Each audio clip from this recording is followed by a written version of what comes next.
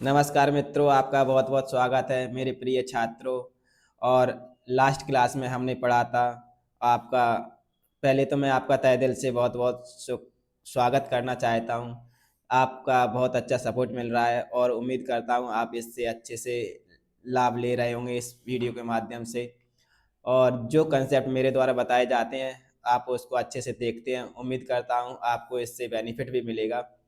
अब एक हम पढ़ रहे थे लास्ट क्लास में, आपको पता ही है कि हमने क्या किया था, प्रीपोजिशन।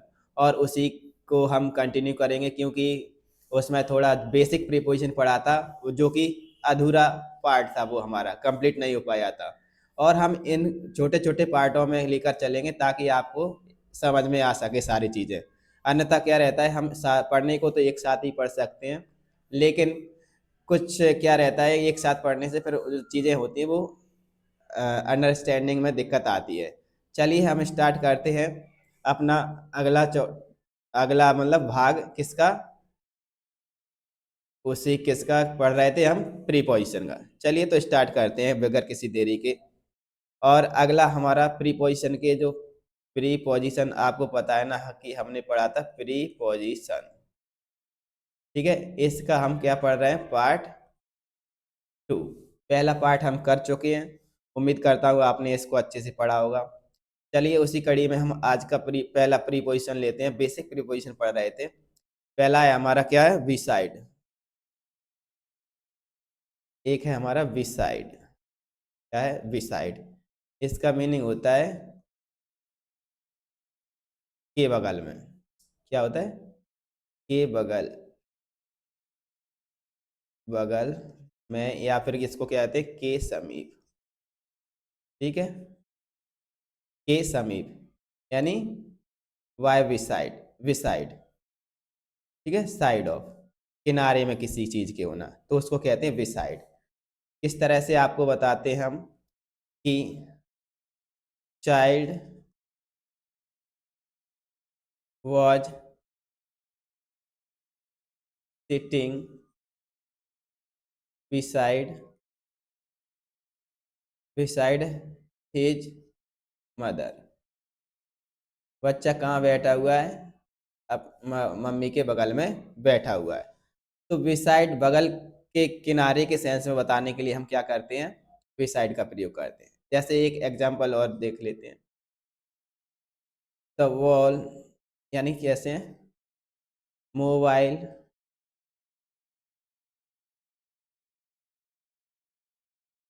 वॉच, ऐसे किस ऐसे मोबाइल, ऐसे देखिए दोबारा एग्जांपल लेते हैं, दोबारा दूसरा। You you can put your bike, you can put your bike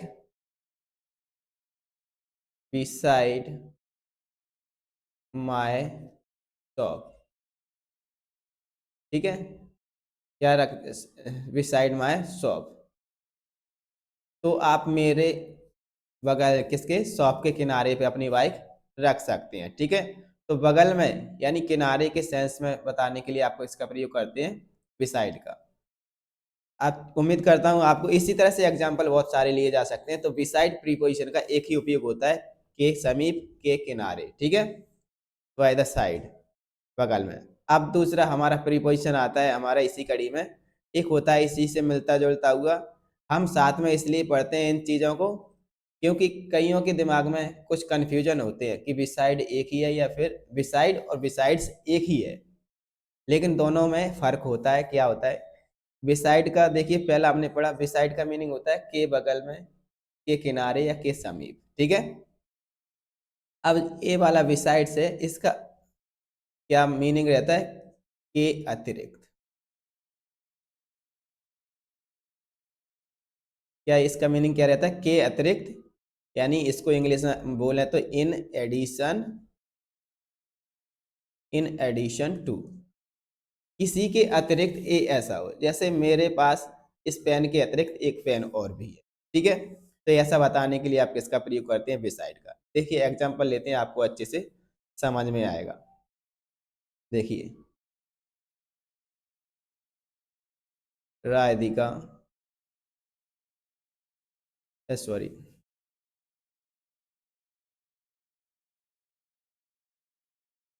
besides, beside Shweta, besides Shweta, all girl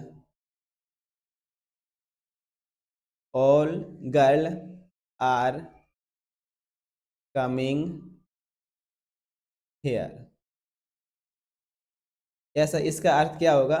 के अतिरिक्त, श्वेता के अतिरिक्त सभी गर्ल्स आ रही हैं, ठीक है। इसके साथ साथ और भी गर्ल्स आ रही हैं, जो बाकी की सभी, श्वेता तो आ ही रही है, के अतिरिक्त, ठीक है, और भी गर्ल आ रहे हैं, इन एडिशन टू। इसका मीनिंग क्या रहता है? इन एडिशन टू।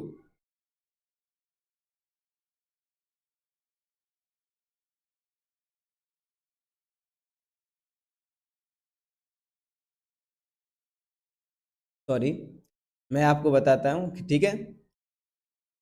के अतिरिक्त यानी इसके अतिरिक्त और भी लड़कियां आ रही हैं। ऐसे एक एग्जांपल और लेता हूँ, जैसे विसाइड्स, विसाइड्स राधिका,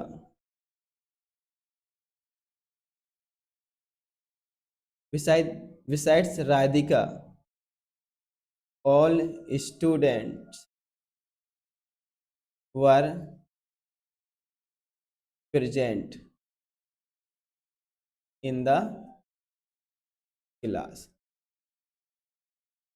श्वेता के अतिरिक्त बाकी के सभी स्टूडेंट्स क्लास में प्रेजेंट थे, ठीक है।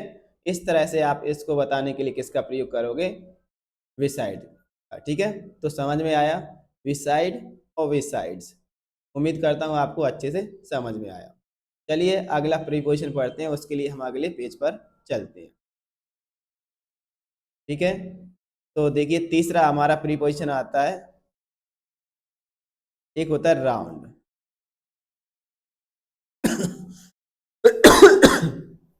सॉरी, क्या होता है? राउंड। राउंड का होता है, मीनिंग होता है चारों ओर। चारों ओर कैसा होता है? राउंड का अर्थ क्या होता है? चारों ओर का मतलब यानी यहाँ पर कोई बैठा हुआ है, ठीक है, तो इसके चारों ओर, ये मतलब यहाँ टेबल है, ये समझ लीजिए।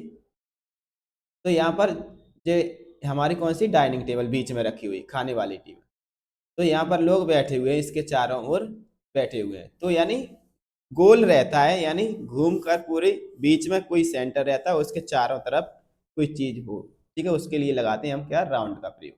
किस तरह से? उम्मीद करता हूँ आपको अच्छे समझ में आएगा एग्जाम्पल के द्वारा। देखिए, the earth, the earth moves, the earth moves round the sun, ठीक है। किस तरह से? द अर्थ, जो पृथ्वी होती है, सूर्य के चारों ओर घूमती है, ठीक है, परिक्रमा करती है। इसी तरह से हम किसका प्रयोग करते हैं? चारों ओर को दिखाने के लिए राउंड का प्रयोग करते हैं। अब देखिए क्या होता है, एक एग्जांपल और लेते हैं, आपको इससे एग्जांपल से बेहतर समझ में आएगा मेरा, और जहाँ तक आपको मेरा मानना है कि प्रिपोजिशन को वैसे एग्जांपल की जरूरत नहीं होती, फिर भी मैं आपको बता रहा हूँ। जैसे the boys were sitting round the dining table, ठीक है। क्या? जो लड़के बैठे हुए थे, तो डाइनिंग टेबल के चारों ओर बैठे हुए थे, चारों ओर यानी घूमकर बैठे हुए। अब देखिए कुछ जो प्रीपोजिशन है वो सिमिलर होते हैं देखने में और पढ़ने में, ज्यादा नहीं होते, लेकिन कईयों को लगता है कि हो सकता है कि ये सिमिलर हो, तो तो उसमें थोड़ा अंतर रहता है, उसको मैं समझाने के लिए एक ही साथ लेता हूँ उन सभी प्रीपोजिशन को, ठीक है। अब देखिए अगला आता है हमारा क्या? अराउंड। अराउंड और राउंड सुनने में ऐसा लगता है कि हो सकता है एक साथ ही हो, ठीक है, एक जैसा ही मीनिंग हो, लेकिन नहीं, ऐसा नहीं होता है। अराउंड का अर्थ होता है आसपास। अराउंड का अर्थ होता है राउंड, तो होता है गोल, और अराउंड का मतलब होता है बगल में या फिर आसपास। किस तरह से? जैसे मान लीजिए, मैं एग्जांपल देता हूँ आपको कि जैसे ये क्या है, एक गार्डन है, ठीक है। क्या है? गार्डन। ये क्या है? गार्डन है। अब देखिए, इसका होता है आसपास, होता है इसका मीनिंग अराउंड का। तो ये गार्डन है, बड़ा सा है, छोटा तो देखो पिक्चर में दिखाऊंगा मैं तो छोटा ही बनाऊंगा। तो अब मान लीजिए आप इधर खड़े हैं, यहाँ पर इस तरह। तो आप क्या कहोगे? किसी का कॉल आएगा और आप लोकेशन क्या बताओगे कि I am standing around around the garden. आप किसी का, आप क्या लोकेशन बताने के लिए क्या बताओगे कि आई एम स्टैंडिंग, मैं कहाँ खड़ा हूँ, अराउंड द गार्डन। एक गार्डन है, उसके आसपास कहीं खड़ा हुआ हूँ, तो वो लोकेशन किसी को बताने के लिए आप किसका प्रयोग करते हैं? अराउंड का। ऐसे ही, तो अराउंड समझ में आया। तो अब जैसे ये जंगल है, तो इसी तरह से, तो आप क्या कहोगे कि पेड़ खड़े हुए हैं, एक पेड़ जैसे ये है, एक पेड़ ये है, एक पेड़ ये है, ठीक है। तो आप क्या कहोगे? जैसे house my house is around some trees. कुछ पेड़ होंगे आपके एरिया में, यानी किसी को बताने के लिए। तो कुछ पेड़ होंगे, तो उनके आसपास आपका क्या है? घर है। तो आप किसी को बताने के लिए क्या प्रयोग करोगे? My house is around some trees, कुछ पेड़ों के आसपास मेरा घर है। इस तरह से बताने के लिए आप किसका प्रयोग करते हैं? अराउंड का। तो उम्मीद करता हूँ राउंड और अराउंड दोनों आपको अच्छे से समझ में आ गए। ठीक है, अब आगे बढ़ते हैं हम अगले प्रीपोजिशन पर। देखिए, 4 प्रीपोजिशन अभी हमने पढ़ लिए हैं, कुछ हमने लास्ट क्लास में कर लिए थे, अब इनको और आगे पढ़ते हैं।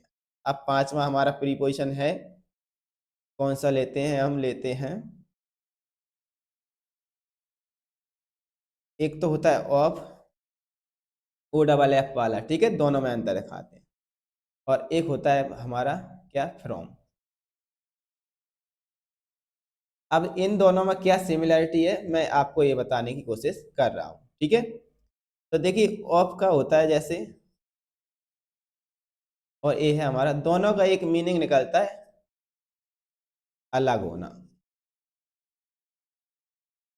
अलग होना, दोनों का मीनिंग निकलता है एक सेंस में, कहीं पर मतलब एक मीनिंग इन दोनों का सेम निकलता है। किस तरह से? अब अलग होना किसी चीज का, किसी चीज का, देखिए ये दोनों है, किसी चीज का किसी से अलग होना, मीनिंग एक ही सुनाई देगा आपको, लेकिन दोनों में अंतर क्या है वो मैं आपको बताता हूं। कि जैसे किसी चीज से टेम्परेली, यानी कुछ पल के लिए अलग होते हैं, तो वहां पर क्या लगाते हैं? ऑफ का प्रयोग करते हैं, ओ डबल एफ, ऑफ। और कहीं हमेशा परमानेंटली अलग होते हैं किसी चीज से, तो फिर वहां पर किसका प्रयोग करते हैं? फ्रॉम का प्रयोग करते हैं। ठीक है, तो इसी तरह से एग्जाम्पल के माध्यम से हम समझते हैं। देखिए, एग्जाम्पल कैसे? Mobile, mobile fell off the table, ठीक है। अब मान लीजिए आपका टेबल पर क्या रखा था? फोन। तो वो क्या? गिर गया। तो फेल ऑफ द टेबल, कहाँ से गिरा? टेबल से। अब हो सकता है आप वो गिर गया तो आप देख लोगे, तो उसको उठा के आप वहां की तुरंत जाके रख सकते हैं। तो ये कुछ समय के लिए किसी चीज से अलग हुआ था, वो क्या आप इसका प्रयोग करोगे? ओ डबल एफ का प्रयोग। जैसे child, child was was hidden, छुपा हुआ था, ठीक है। Child was hidden, why child was hidden of his mother.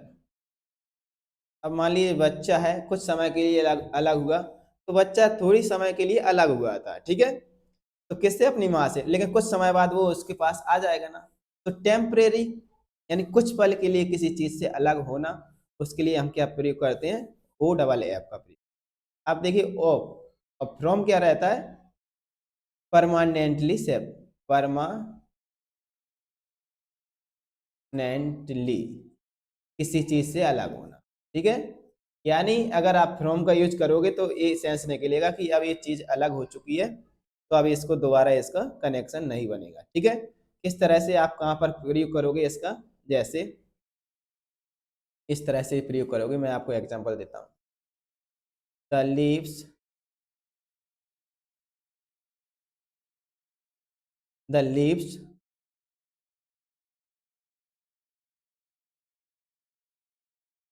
fell down, fell down from the trees। पत्ते हैं वो पेड़ से गिर जाते हैं, तो क्या, फ्रॉम द ट्रीज। तो फ्रॉम क्यों लगाया, क्योंकि पेड़ से अलग हुए पत्ते, तो उनको दोबारा ऐसा तो थोड़ी ना कि दोबारा उसको लगा दिया जाए, ठीक है। यहाँ पर समझ में आया आपको, उम्मीद करता हूँ आपको समझ में आ गया होगा, ठीक है। तो इस तरह से फ्रॉम और ओ डबल एफ का मीनिंग निकलता है। अब देखिए एक कंसेप्ट मैंने लास्ट क्लास में आपको हो सकता है बताया था, शायद बताया था, लेकिन एक मीनिंग ऑफ निकल, एक होता है हमारा ओ एफ, सिंगल ऑफ वाला। तो इसका मीनिंग क्या होता है, एक वर्ब होती है हमारी डाइड, डाई, डाई यानी मर जाना। तो इस वर्ब के साथ ऑफ भी लगता है और फ्रॉम भी लगता है। अब दोनों में अंतर क्या है मैं आपको बताता हूं, ये अगला ही कंसेप्ट समझिए, ठीक है। छठवां, तो दोनों, एक डाई वर्ब होती है उसके साथ लगता है ऑफ, और एक लगता है फ्रॉम, दोनों का यूज होता है, लेकिन ठीक है, डाई वर्ब के साथ। तो देखिए जब भी किसी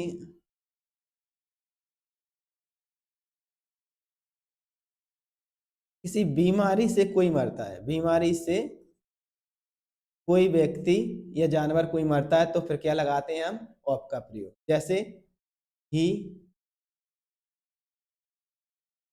डाइड, डाइड ऑफ कैंसर,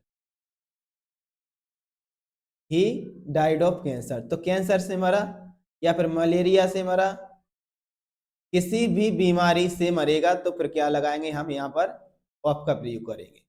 अब यदि बीमारी के अलावा बाकी की किसी चीज से मरता है, बाकी किसी चीज से कैसे, जैसे देखिए आप कहोगे कि बीमारी के अलावा कैसे, जैसे मान लीजिए किसी को घाव हो जाता है, एक्सीडेंट हुआ और उसमें कहीं उसको चोट आई, तो वाउंड का मतलब होता है घाव, घाव होना।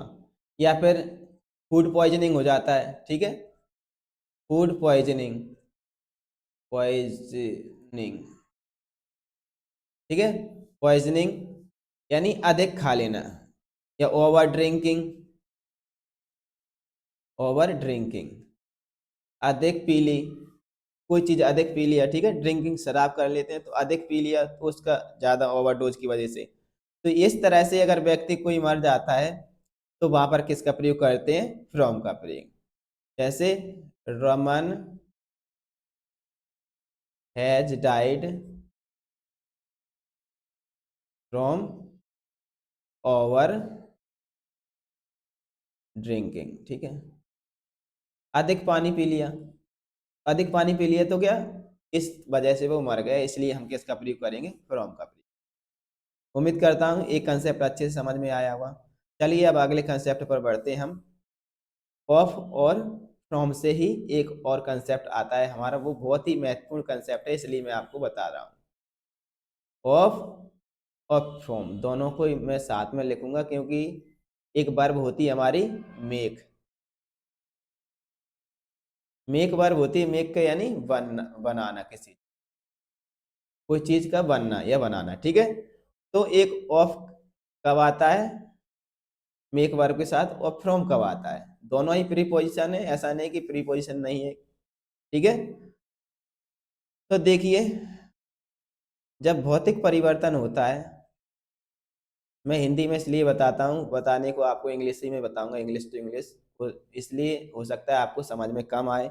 मैं इंग्लिश हिंदी में बताना इसलिए जरूरी हो जाता है आपको, क्योंकि हो सकता है आप पहली बार देख रहे हो इस वीडियो को, या फिर देखा होगा तो आपको इस तरह से किसी ने समझाया नहीं होगा। भौतिक परिवर्तन जानते हो?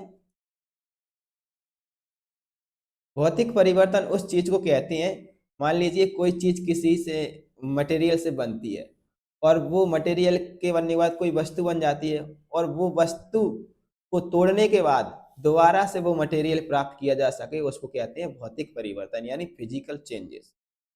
किस तरह से? मान लीजिए आपने क्या टेबल बनवाई लकड़ी से, तो लकड़ी से टेबल बनी, और टेबल तोड़ने के बाद आपको दोबारा क्या मिल सकता है, लकड़ी मिल सकती है ना, मिल सकती है। इसीलिए वहां पर किसका प्रयोग करेंगे, ऑफ का प्रयोग करेंगे, ना कि फ्रॉम का। जैसे टेबल इज, अब मैं देता हूं यहाँ पर, सॉरी, मेड, यहाँ पर ब्लैंक दे दिया, किससे, वुड, लकड़ी से। तो टेबल किससे बनी हुई है, लकड़ी से। तो यहाँ पर कई लगा देते हैं, फ्रॉम भी लगा देते हैं, क्योंकि उसमें आता है ऑप्शन में, लेकिन आपको फ्रॉम नहीं लगाना है, ठीक है। यहाँ पर क्या आएगा, ऑफ का प्रयोग करेंगे। मेड ऑफ वुड, समझ में आया। एलमेरा इज मेड ऑफ आयरन, तो आयरन को, एलमीरा को मिटाने के बाद आयरन मिल सकता है ना, मिलेगा ना, इस तरह से। अब देखिए, फ्रॉम कब लगता है मेक वर्ब के साथ, इसको बोलते हैं chemical changes. Chemical, chemical change हो रहा हो, उस कंडीशन में हम किसका प्रयोग करते हैं, फ्रॉम का प्रयोग। केमिकल चेंजेस को बोलते हैं हिंदी में रासायनिक, रासाय रासायनिक परिवर्तन, ठीक है। अब रासायनिक परिवर्तन कैसा? मान लीजिए कोई मटेरियल से कोई चीज बनी है, और उस मटेरियल उस चीज को मिटाने के बाद दोबारा से वो चीज प्राप्त ना की जा सके, तो वो क्या कहलाता है, रासायनिक परिवर्तन, यानी केमिकल चेंजेस कहलाता है। किस तरह से? एग्जाम्पल लेंगे, आपको अच्छे से समझ में आ जाएगा।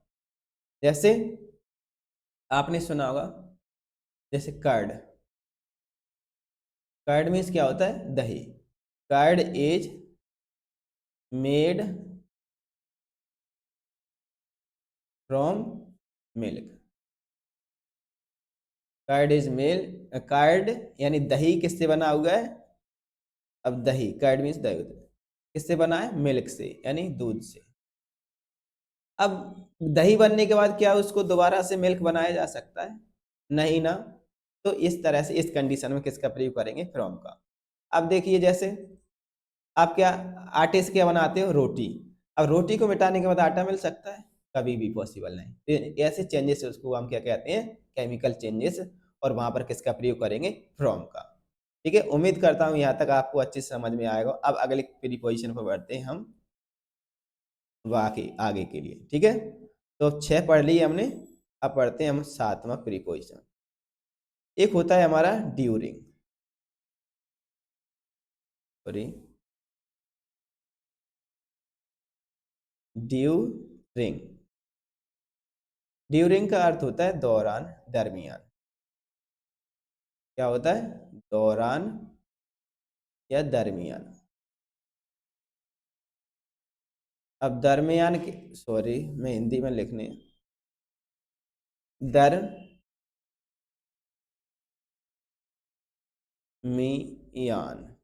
ठीक है। अब कैसे, मान लीजिए कोई आपका क्या चल रहा है, कोई प्रोग्राम चल रहा है, उस दौरान कुछ घटना घटित होती है, या कोई कार्य चल रहा है, कोई इवेंट चल रहा है, उस दौरान कुछ होता है, तो आप क्या कहोगे, ऐसा इसलिए होगा ड्यूरिंग द, उस ओकेजन के दौरान। जिस किस तरह से, एग्जाम्पल बताता हूँ आपको, अच्छे से समझ में आ जाए। तो मीनिंग क्या होगा इसका, दौरान या दरमियान, ठीक है। अब देखिए, क्या कहते हो आप, I was ill, I was ill during during summer vacation. अब छुट्टियों की गर्मियों की छुट्टियों के दौरान मैं क्या था, बीमार था। So I could not participate in your marriage, इसलिए मैं आपकी शादी में पार्टिसिपेट हिस्सा नहीं ले सका, क्योंकि मैं उस दौरान क्या था, बीमार था। इस तरह की बात को बोलने के लिए आप किसका प्रयोग करोगे, ड्यूरिंग का यूज, ड्यूरिंग प्रीपोजिशन का यूज करोगे। जैसे I was I was very busy during your your in your batting. अब मान लीजिए कोई क्रिकेट है, क्रिकेटर था, और मान लीजिए क्या, जैसे विराट कोहली क्रिकेट खेल रहा है, अब बैटिंग कर रहा है, और मुझे अर्जेंट काम है, और मैं उसी दौरान क्या कुछ काम कर रहा था, तो क्या कहोगे, I was very busy during your batting, आपकी बैटिंग के दौरान मैं बहुत बिजी था। So I did not watch I did not watch WATCH your innings, इसलिए मैं आपकी इनिंग्स यानी पारी नहीं देख पाया। ऐसी चीजें बोलने के लिए आप किसका प्रयोग करते हैं, ड्यूरिंग का यूज करोगे।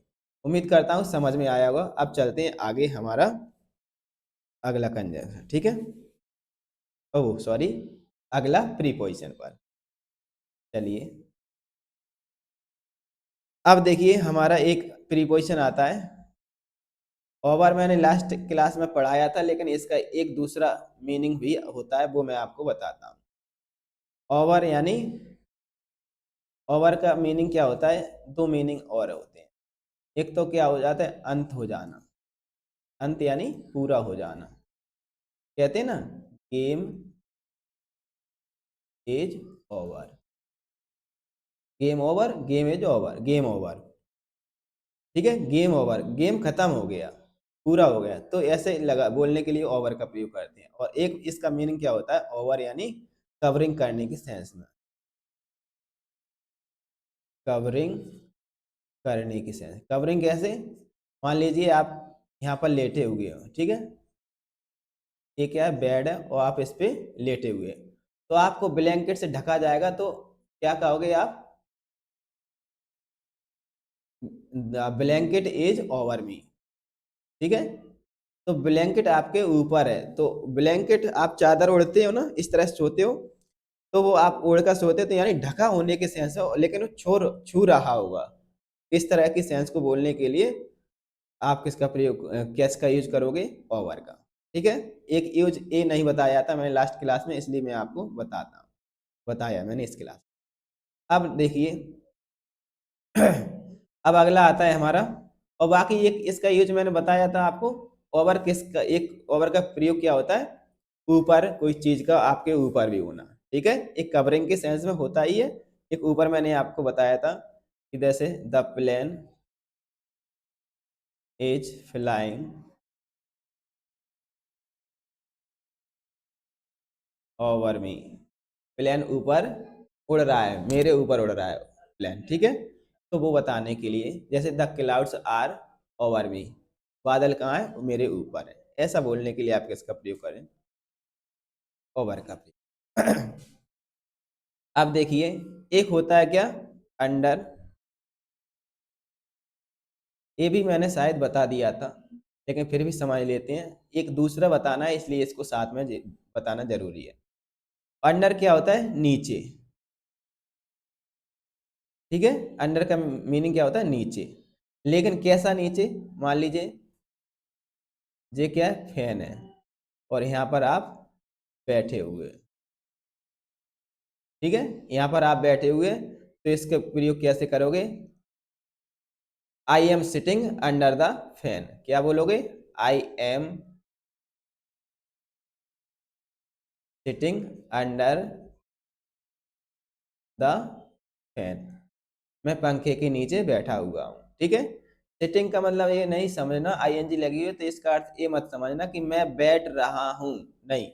इसका मीनिंग होता है मैं ऑलरेडी बैठा हुआ हूं, ठीक है। अंडर का प्रयोग करते हैं। अब देखिए, इसी के एक होता है नीचे की सेंस, कौन देता है? विनीत। एक क्या देता है? नीचे की सेंस देता है, ए बी। अब लेकिन विनीत और अंडर में इतना अंतर होता है कि देखिए, विनीत क्या मीनिंग होता है? नीचे, ठीक है। लेकिन क्या होता है? विनीत का यानी दबा हुआ होता है, टच हो रहा होता है, और अंडर से कोई चीज टच नहीं हो रही होती, ठीक है। विनीत द ब्लैंकेट, जैसे my mobile is Vineet the blanket, तो माई मोबाइल, जब मोबाइल की जगह my phone is Vineet the pillow, PLOW। तो मेरा मोबाइल कहाँ है? बीनीथ द पिलो, तो पिलो के नीचे है, लेकिन पिलो उससे टच है, इसलिए इसका प्रयोग नीचे की सेंस तो दे रहा है। लेकिन अगर ऐसा सेंटेंस आता है और यहाँ पर ब्लैंक दिया जाता है आपको, तो आप इसका प्रयोग अंडर ना लगाते हुए किसका प्रयोग करोगे? बीनीथ का प्रयोग करोगे। समझ में आया? इस तरह से इसका यूज किया जाता है, ठीक है। अब देखिए, अब अगले प्रीपोजिशन पे हम बढ़ते हैं। उम्मीद करता हूँ आपको सारी चीजें समझ में आ रही होंगी। अंडर और ओवर और विनीत तीनों समझ में आ गए। अब इसलिए अब आगे बढ़ते हैं हम नेक्स्ट प्रोपोजिशन पर। देखिए, अब अगला आता है हमारा कौन सा? एक अप आता है। अप का मीनिंग क्या होता है? ऊपर, ठीक है। अप का मीनिंग होता है ऊपर। ऊपर यानी हायर, आपके चरम बिंदु पर, इसका मीनिंग निकलता है चरम बिंदु पर होना, या फिर ऊपर की ओर चलते हुए जाना, ठीक है। मतलब मूवमेंट हो रही होगी इसमें, ऊपर तो होता है लेकिन मूवमेंट हो रही होती है, और नीचे से ऊपर की ओर जा रहे होते हैं, तब लगाते हैं अब। ओवर से कंपैरिजन मत कर लेना इसका कि ओवर का मीन्स भी क्या होता है? ऊपर। वो ऊपर ऑलरेडी होता है, इसलिए लगाते हैं ओवर। लेकिन ये क्या, आप यानी नीचे से ऊपर की ओर जाना, यानी मूवमेंट के साथ, तब लगाते हैं हम किसका प्रयोग? अप का प्रयोग करें, ठीक है। इस तरह से वॉक अप द स्टेयर्स, ठीक है। यानी चलो सीढ़ियों के ऊपर, यानी ऊपर की तरफ चलो, ठीक है। ऐसा आदेश दिया, चलो ऊपर की तरफ चलते हैं, ठीक है। तो इस तरह से, ऐसे एक एग्जाम्पल और, द सन इज। अब राइजिंग की जगह क्या लगाते हैं? राइजिंग अप, यानी लगाते हैं ना राइजिंग अप। अप यानी ऊपर की तरफ उग रहा, बढ़ रहा है सूर्य, तो राइजिंग अप, ठीक है। ऊपर की ओर बढ़ रहा है। राइजिंग का मीन्स होता है उधर होना, और अप का मीनिंग होता है ऊपर की ओर बढ़ना, ठीक है। इस तरह से लगाते हैं हम किसका? अप का प्रयोग। ऐसे एक होता है, जैसे दिस पाइप। अब कोई पाइप ले लीजिए या वायर ले लीजिए, वायर ले लीजिए अच्छे से। मान लीजिए आपको किसी कॉर्नर में एक वायर दिखता है, तार दिखता है, तो दिस वायर इज गोइंग, अब कहाँ की ओर जा रहा है? ऊपर की तरफ जा रहा है, तो क्या बोलोगे आप? This wire is going up, ऊपर की ओर जा रहा है, इसलिए हम इसका प्रयोग, तो आपका प्रयोग समझ गए। अगर ऐसी सेंस हो तो फिर किसका प्रयोग करोगे? आपका, ना कि ओवर का। अब अगला प्रीपोजिशन है हमारा क्या? डाउन। डाउन का अर्थ होता है धीरे धीरे नीचे की तरफ आना, ठीक है। समझ गए? यानी आपका जस्ट अपोजिट डाउन होता है, इतना समझ लीजिए। तो नीचे की ओर जाना धीरे धीरे, वहां पर किसका प्रयोग करेंगे? डाउन का। The sun is going down, क्या? सूर्य नीचे आ रहा है, तो इस तरह से the sun is slowly going down, धीरे धीरे नीचे आ रहा है, तो यहाँ पर आप स्लोली का भी प्रयोग कर सकते हो, और भी आपको बताने के लिए, ठीक है। तो क्लियर एक्सप्लेन करने के लिए आप किसका प्रयोग कर सकते हो? Going down. समझ में आया? चलिए अब आगे बढ़ते हैं हम। अगला प्रीपोजिशन पर। अब देखिए, एक बताया था हमने, आगे समझते हैं, और भी बहुत सारे प्रयोग हैं, इसलिए हम इसको और भी आगे नए ही पेज पे समझ दूसरे पेज पर ले चलते हैं। एक होता है हमारा वाई, जो कि हमने लास्ट क्लास में भी बताया था, लेकिन एक दो ही इसके यूज बताए थे, और इसके ज़्यादा यूज समझने के लिए आपको अच्छे से समझना पड़ेगा। देखिए, एक पहला यूज क्या रहता है इसका, प्रयोग नंबर 1। इसका अर्थ क्या रहता है, पहला प्रयोग क्या है इसका, के समीप। एक सेंस किसके लिए देता है, बिसाइड का सेंस देता है, यानी ये पहला प्रयोग क्या है इसका, बिसाइड की भी सेंस रखता है, बगल में, के समीप, के किनारे पर। तो किनारे की सेंस रखता है। इस तरह से हम बाय का यूज किनारे की सेंस में होता है। किस तरह से, मैं अब आपको बताता हूँ। जैसे I live by, I live by the temple, I live by the road कह सकते हैं तो और अच्छे से। मैं कहाँ रहता हूँ, I live by the road, मैं रोड के किनारे पर रहता हूँ। या फिर बाय द रिवर, रिवर के किनारे पर रहता हूँ। तो आप ऐसा लगा सकते हैं, by the Ganga river, Ganga river. तो आप किनारे की सेंस भी दे, किसकी देता है, किनारे की सेंस, उसके किनारे में रहता हूँ। तो एक पहला प्रयोग क्या होगा इसका, बाय का ए वाला। अब दूसरा प्रयोग क्या है इसका, दूसरा प्रयोग होता है इसका किसी यातायात के माध्यम को बताने के लिए। यातायात, यातायात या मार्ग, यानी मार्ग या रास्ते को बताने के लिए किसका प्रयोग करते हैं, बाय का प्रयोग। जैसे आई एम कमिंग, मैं आई इसलिए लेता हूँ, किसी का नाम भी ले सकते हैं, दूसरा प्रोनाउन भी यूज कर सकते हैं। मैं आई इसलिए लेता हूँ ताकि मैं अच्छे से आपको एक्सप्लेन कर सकूँ, ठीक है। आई एम कमिंग, अब बोलते हैं ना, शादी या कहीं जाना है आप तो आप क्या कहो, आई एम कमिंग बाय रेल, यानी मैं रेलगाड़ी, रेल मार्ग से आ रहा हूँ, यानी रेलगाड़ी से आ रहा हूँ।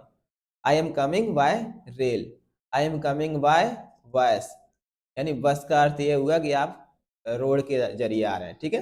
रोड बोलने की जरूरत नहीं रहती है, बाय बस यानी आप सिंपल समझ जाओगे कि रोड के रास्ते से आ रहे हैं। बाय शिप, यानी आप शिप बोला, यानी समुद्र मार्ग से आ रहे हो, ठीक है। ऐसा बताने के लिए किसका प्रयोग करते हैं, बाय का। अब प्रयोग नंबर किसका है, तीसरा।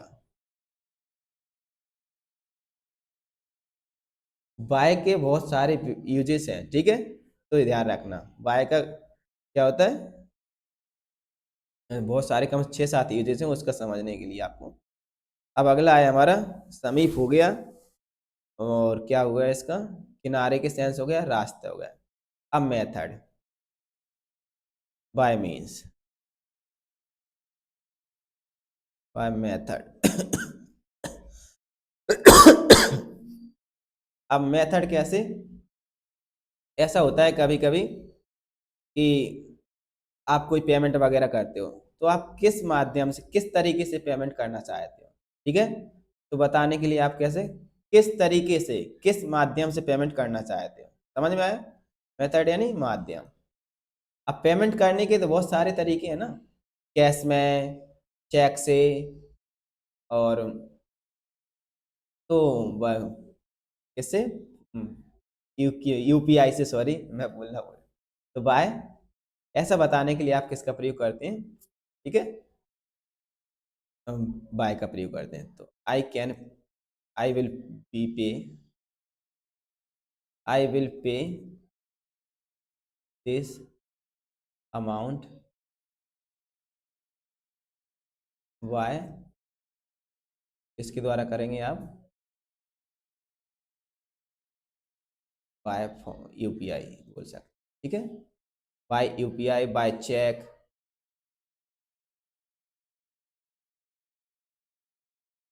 तो किस तरह से आप पेमेंट कर रहे हैं वो बताने के लिए किसका प्रयोग करेंगे।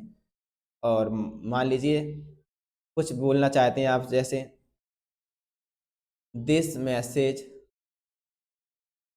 was received this message this sorry मैंने पूरा ही गलत कर दिया है इसको, मैं दोबारा बता, this message was received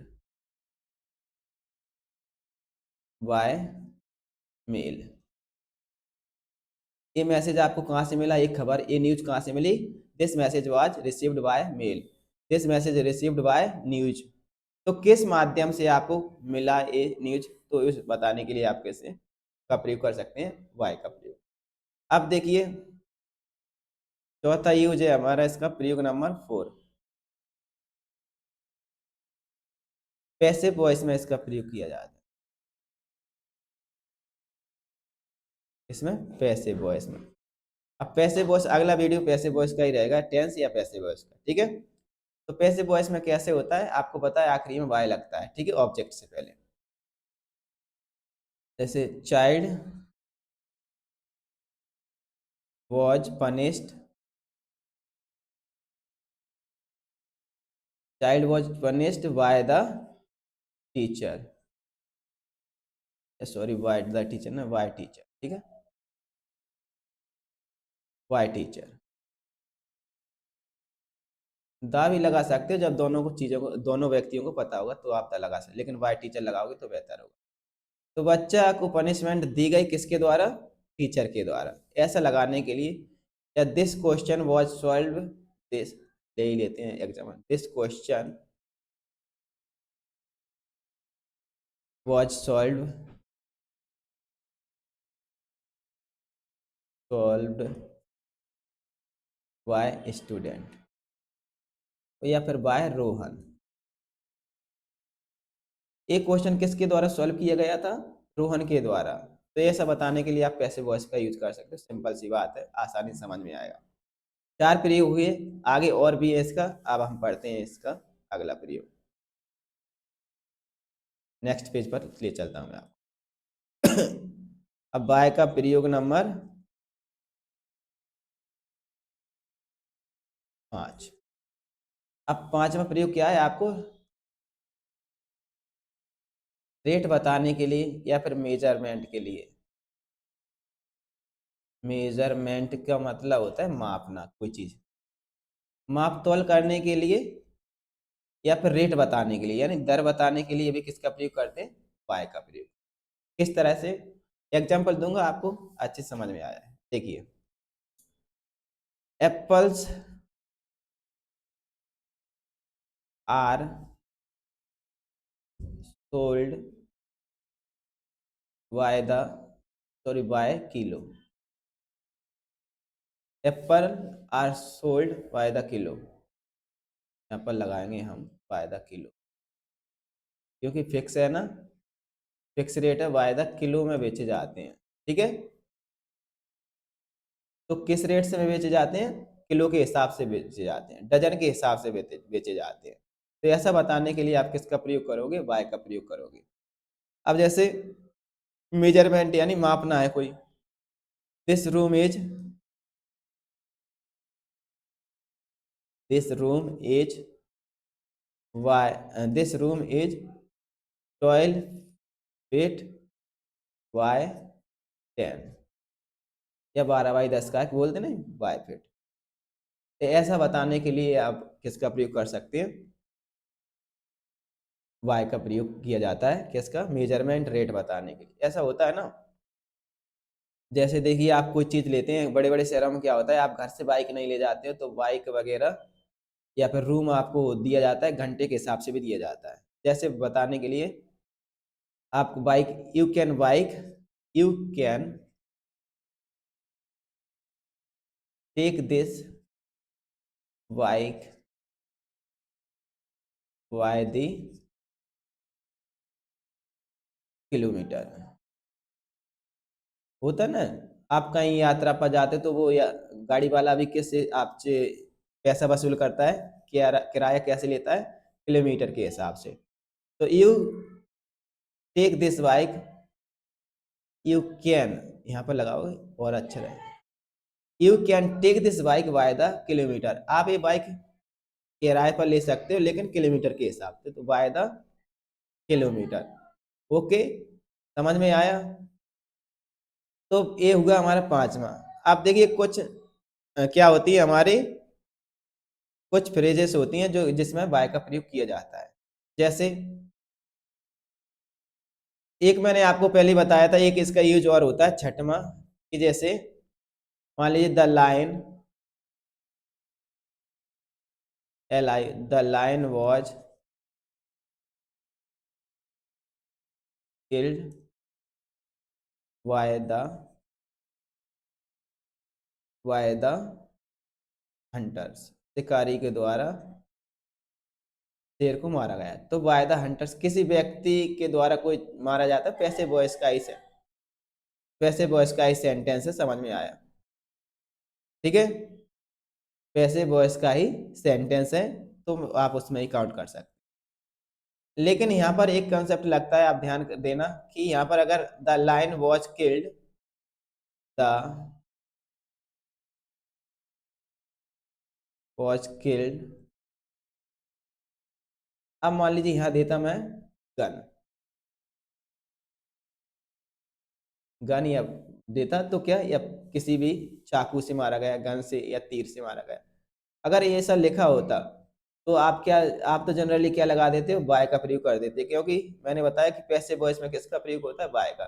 लेकिन यहाँ पर अगर कोई गन है, हथियार है, किसी का नाम है, तो आप बाय का प्रयोग ना करते हुए किसका प्रयोग करोगे, विथ द, विथ का प्रयोग होता है। ध्यान रखना, छोटी छोटी चीजें हैं, कुछ आपको पता नहीं होगा इसलिए मैं आपको बता। चलिए, तो यहाँ तक बाय का प्रयोग। अब बाय का कुछ यूजेस होते हैं फ्रेजेस में, वो मैं आपको बताता हूँ। जैसे याद रखना आपको, आप बोलते ना by chance, I met my friend by chance, तो मैं संयोग से मिला अपने मित्र से, बाय चांस, बाय मिस्टेक, बोलते ना बाय मिस्टेक हो गया सर, ये तो कुछ अच्छा काम होता है फिर भी आप कहते हैं ये हुआ कैसा, by mistake, bye my self, ठीक है, मेरे अकेले के द्वारा। तो कुछ ऐसे फ्रेजेस होते हैं, तो आपको इसमें ध्यान रखना, मैं आपको इसकी लिस्ट दे दूंगा, तो ध्यान रखिए। ठीक है, अब अगले उस पर बढ़ते हैं हम, फिर प्रीपोजिशन में फ्रॉम हो ही गया, और कौन सा, तो ठीक है, इतनी सारी हमने प्रीपोजिशन पढ़ी, और भी प्रीपोजिशन होगी एक, हाँ सॉरी, प्रीपोजिशन कौन सा ध्यान में आया वो और बता देता हूँ, लगे याद।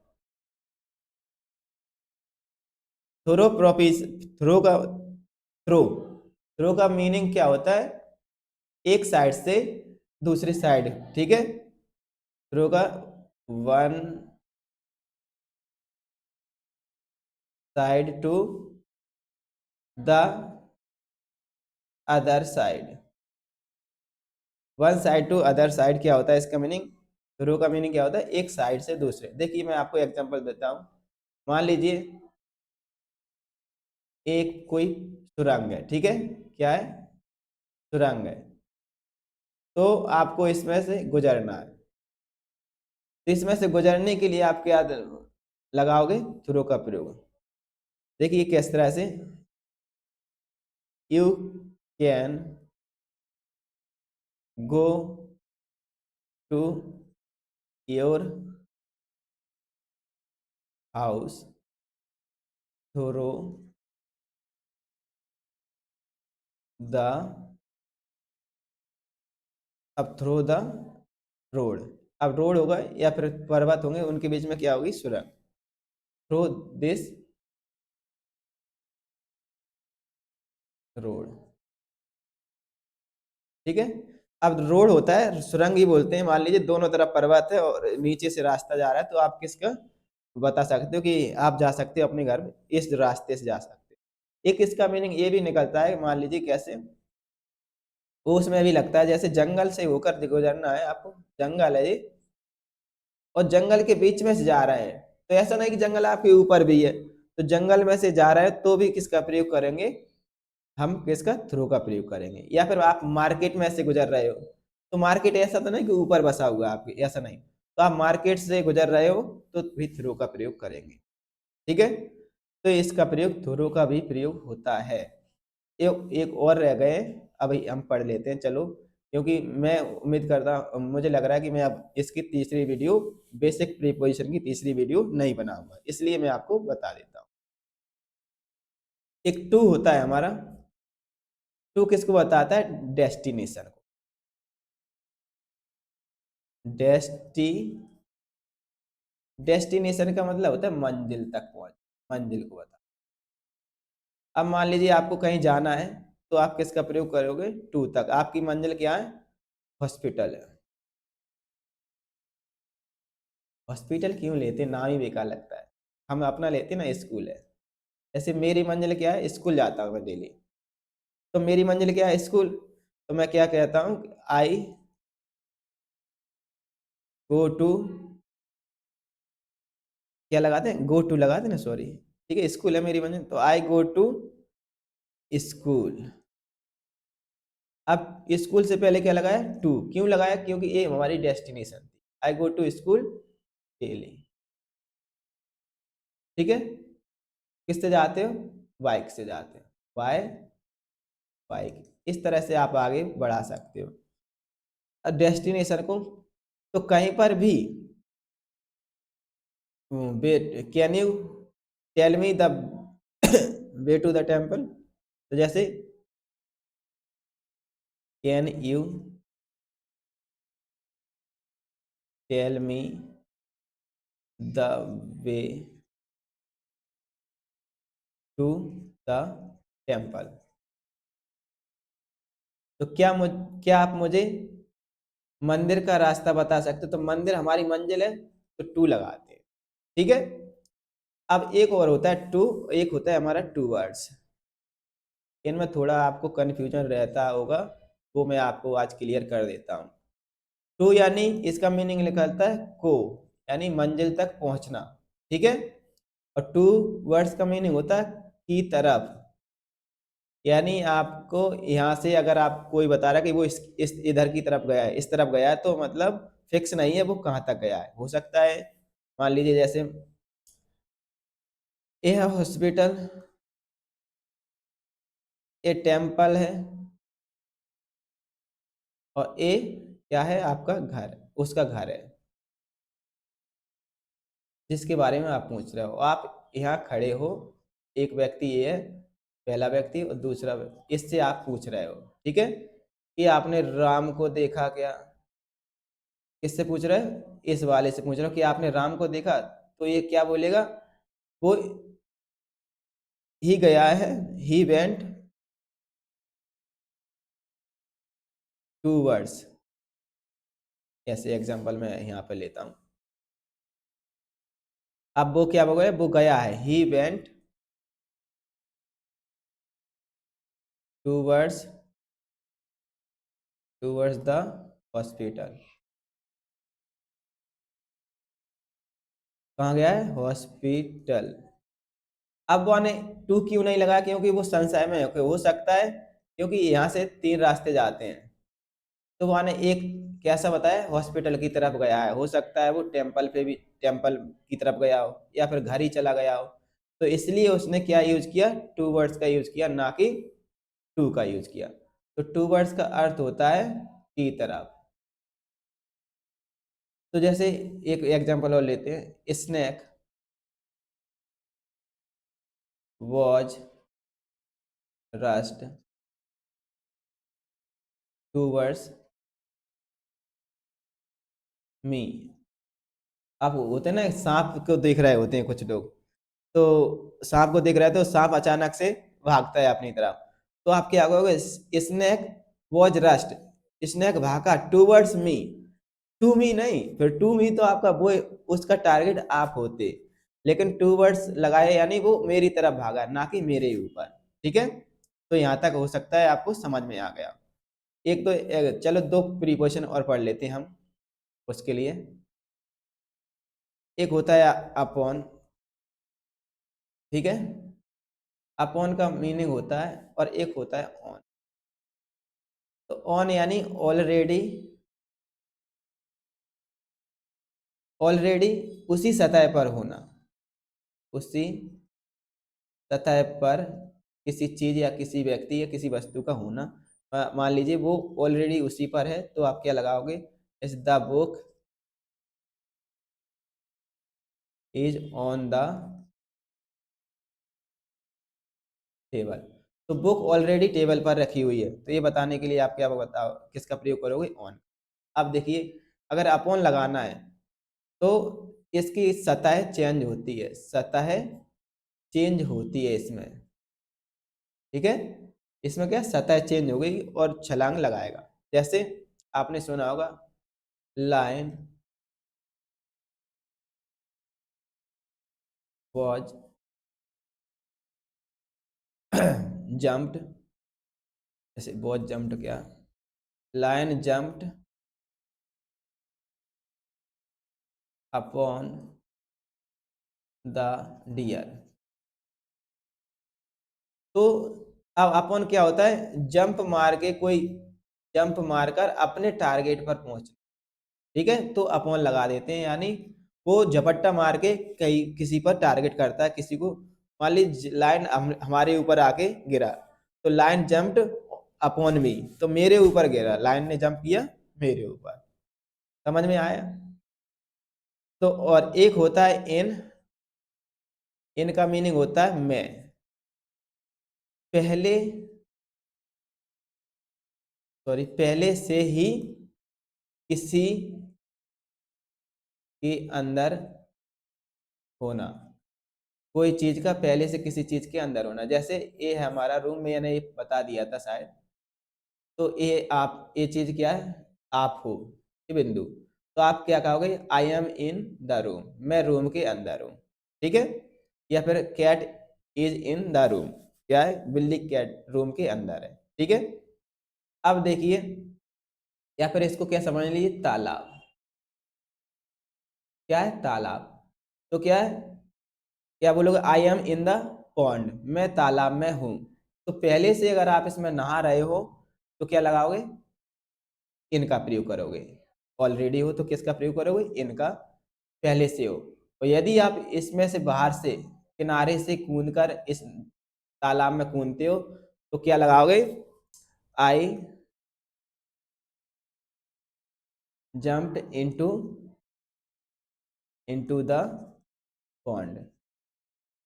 तो मैंने जंप लगाया और तालाब के अंदर गया, यानी देखिए, ये तालाब है और आप इधर खड़े हुए हो, तो यहाँ से जंप लगा के तालाब में कूदना, यानी माध्यम चेंज हो रहा है। पहले तो क्या आप जमीन पर थे, अब जंप लगा के किस में गिरे, पानी में।